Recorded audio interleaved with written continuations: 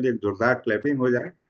ठंड में भी आप अपने कम्युनिटी में आ रहे हैं, और आज बहुत अच्छे हेल्थ कोच है जो हम लोग को हेल्थ के बारे में बताएंगे कि आप कैसे स्वस्थ रहेंगे। तो आप सबों के सहयोग से हम कॉल करना चाहते हैं health coach doctor Sunil sir को। तो प्लीज हेल्प मी वेलकम।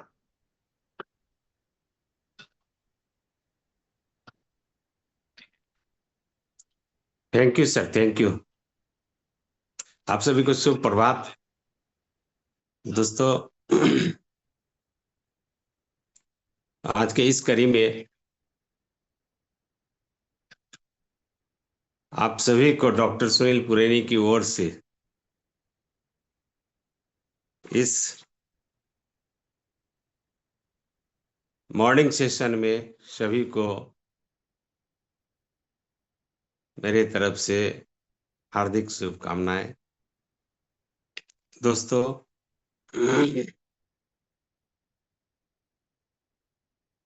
काफी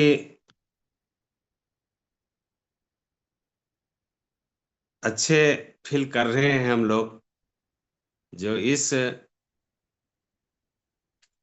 लगभग 192 एपिसोड है, और इस कड़ी में हम लोग काफी कुछ सीखे। चूंकि अच्छे अच्छे कोच हम लोगों के ब्रेन को, हम लोगों के जहन को, हम लोगों के एटीट्यूड को मेंटेन करवाए, उसके लिए हम लोग काफी ऊपर वाले से दुआ करते हैं कि सभी लोग स्वस्थ रहें, और इस तरह से हम लोग काफी एक दूसरे को भी प्रोत्साहित करते रहें। चलिए, देर न करते हुए हम अपने टॉपिक पे आते हैं।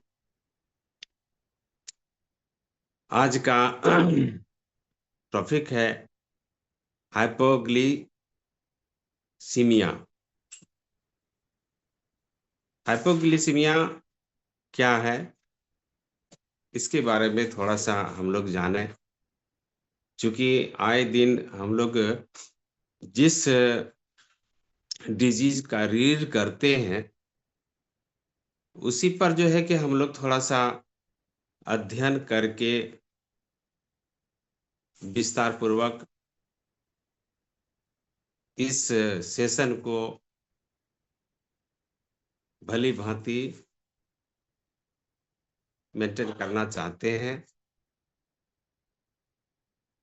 क्योंकि जो चीज अनुभव करते हैं तो उस पर थोड़ा सा विस्तार पूर्वक हम लोग चाहते हैं क्या कि शेयर करें। दोस्तों, यह डिजीज जो है, खून में शुगर की कमी, ब्लड में शुगर की कमी को हाइपोग्लिसीमिया कहते हैं।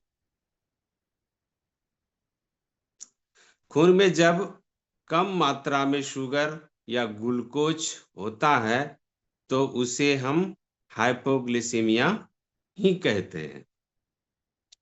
क्योंकि हम लोग अपने हेल्थ सेक्टर के माध्यम से बहुत सारे डिजीज को देखे हैं। दोस्तों, हकीकत मैं अपने नजर के सामने इस पेशेंट को देखा तो इस कदर से समझ में आ रहा था कि शायद ये नहीं बचेगा। क्योंकि उसके उसके बॉडी का जो सिम्टम है वो इस कदर से सिकुड़ जाता है, और अपने आपा खो बैठता है। यदि ऐसे पेशेंट को देखेंगे तो सारे उस परिवार के लोग को ये महसूस हो जाता है कि अब ये इस जिंदगी में नहीं रहेगा। बट हम लोग कई पेशेंट इस तरह से देख चुके हैं जो आसानी वे में बिना घबराए उस पेशेंट को अपने अंदर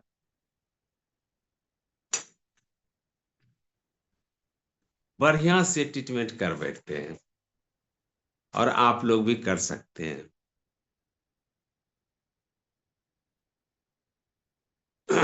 इसका लक्षण क्या है उसके बारे में आप लोग जाने, हम लोग जानते हैं। दोस्तों, शुगर की ज्यादा डिमांड, ऐसे पेशेंट शुगर का डिमांड करता है, डिमांड चाहिए, लगातार भूख लगना, थकान थकान सा महसूस होना, पूरे शरीर में कमजोरी महसूस होना, वीकनेस, आंखों में दर्द, माइग्रेन, माइग्रेन जैसा पेन होना, माथे में, सर में, माथे, माइग्रेन का दर्द होना, शरीर के विभिन्न भागों में दर्द होना, ये लक्षणें हाइपोग्लाइसीमिया का है। आप समझ सकते हैं कि इसके शरीर में शुगर की मात्रा कम हो गई है। अब लक्षण जान गए हम लोग, अब थोड़ा सा उसका कारण जाने। दोस्तों, पैनक्रियाज द्वारा इंसुलिन का अधिक मात्रा में बनना, क्या होता है कि पैनक्रियाज में इंसुलिन का मात्रा अधिक होना, या वंशानुगत, ये जनरेशन का भी प्रॉब्लम होता है, तथा संतुलित आहार, संतुलित आहार की कमी, यानी हम तो भोजन लेते हैं बट उसमें जो है विभिन्न तरह के केमिकल, खाद्य पदार्थ से जो हम लोग डाइट रूप में लेते हैं, उसमें बहुत विटामिन्स, मिनरल्स की कमियां होती है, जिसके वजह से यह परेशानी होती है। दोस्तों, इसके कारण हमारे शरीर अधिक से अधिक मात्रा में कार्बोहाइड्रेट तथा शुगर को शोषित करता है, कार्बोहाइड्रेट और शुगर को अपने अंदर शोषित करता है इंसुलिन। इसलिए शरीर में अधिक इंसुलिन की अनियमितता, शरीर में इंसुलिन की अनियमितता, अधिक, कभी घटना कभी बढ़ना, इस तरह से अनियमितता होने लगती है, और सदैव शुगर की कमी होने लगती है। यही कारण है। अब थोड़ा सा इसके बारे में हम लोग इसका निदान या सुझाव जाने। ऐसा भोजन हमें चाहिए जिसमें अच्छे प्रोटीन की मात्रा,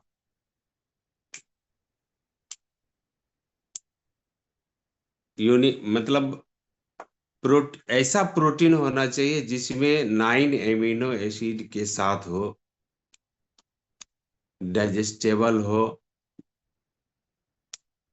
और 100% वो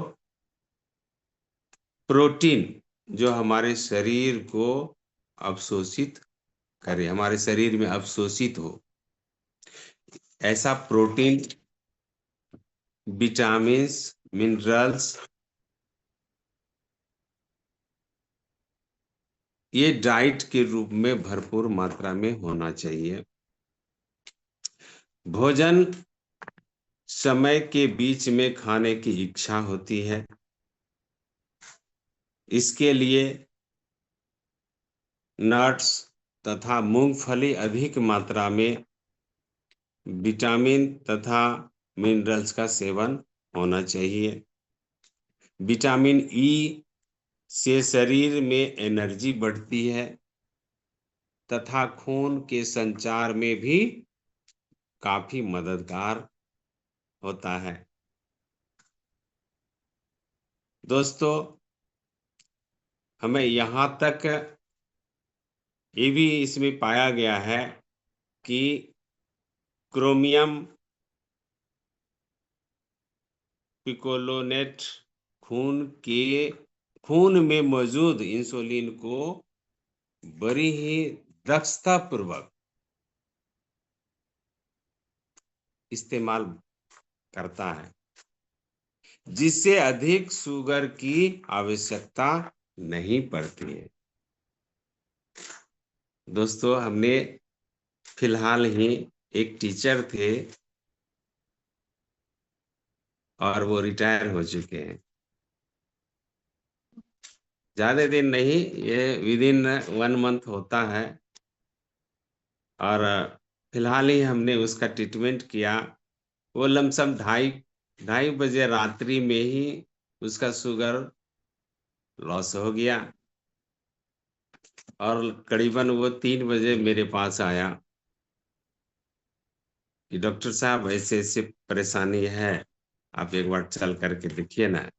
हालांकि गाड़ी भी लगी हुई है, हम पूर्णिया ले जाएंगे, बट आप एक बार देख लेते तो अच्छा रहता। क्योंकि एक बार और ऐसा हुआ था तो आप देखे थे, आप ही से ठीक हुआ था। तो बोले चलो कोई बात नहीं, जाते हैं। हमने देखा तो वो बिल्कुल अपने आप में नहीं थे, क्योंकि बहुत देर हो गया था उसको बेहोशी होना। दोस्तों, उसको इस कदर से हमने सप्लीमेंट शेयर किया और उसके अंदर मुंह तो खुल नहीं रहा था, बट उसको शुगर जो है, चीनी जो है, पूरा मतलब डाइट घोल बना करके उसके मुंह में देते चले गए और इधर सलाइन भी चलता रहा। इस दरमियान जो है कि वो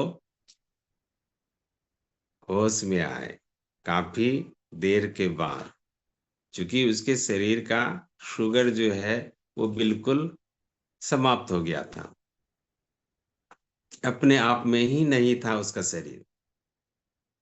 तो काफी देर के बाद, यानी 2-2.5 घंटे के बाद पुनः वो रिटर्न हुआ। आप समझ सकते हैं कि काफी परेशानियां होती है, यानी आपको यकीन ही नहीं होगा कि ये पेशेंट अब बच पाएगा कि नहीं बच पाएगा।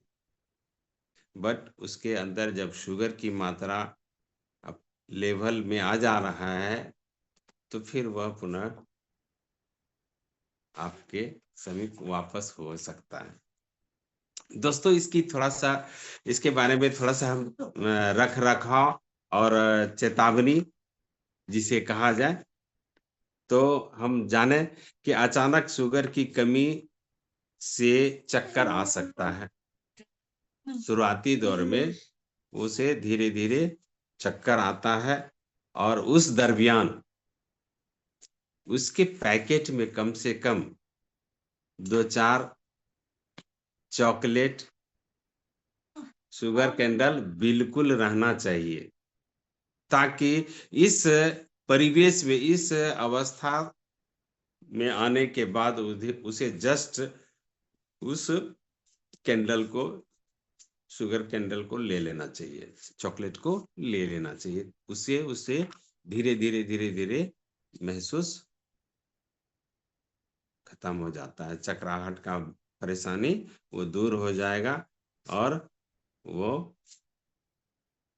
परेशानी से बच सकता है। दोस्तों, इसके बारे में थोड़ा सा हम समझें कि हम सप्लीमेंट क्या लें।